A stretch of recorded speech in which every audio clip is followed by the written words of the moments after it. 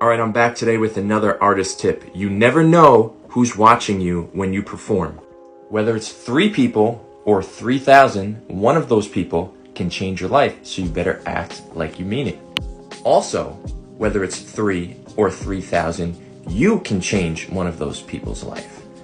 Foster your platform wisely. All right, now I have a good story to go with this.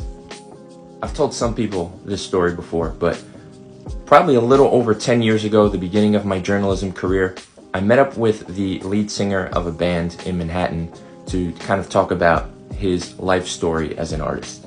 I'm not going to drop any names, but he was really grinding it out with his band for years, indie artists. They were playing bars till like 2 or 3 in the morning in front of crowds of nobody.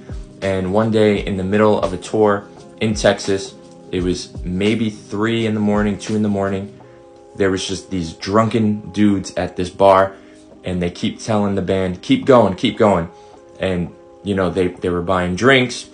Said they would pay the band, and the band wound up playing their set like 3 or 4 times, just because they were told not to leave. At the end of the show, one of these drunken guys walks up to them and says, "Hi, I have a lot of money. I'm a millionaire. I love you guys. I want to make you guys the next big band." So they exchange numbers. They stay in constant communication. They're working things out with a lawyer, getting all these details in place.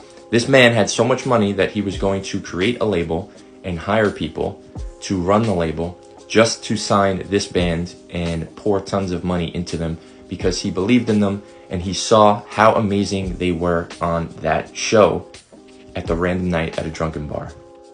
Couple weeks progress, the band is all excited, they're getting ready, they're signing paperwork, they're doing lots of things. All of a sudden, they cannot hear from this guy.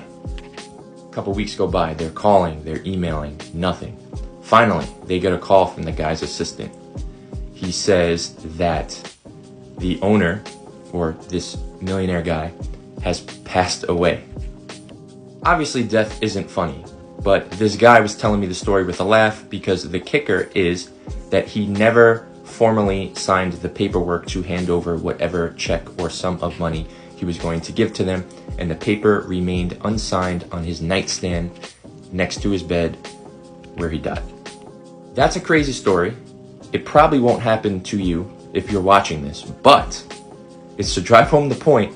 You never know who's watching you. There could be a millionaire waiting to sign you. And hopefully you get to him before he dies.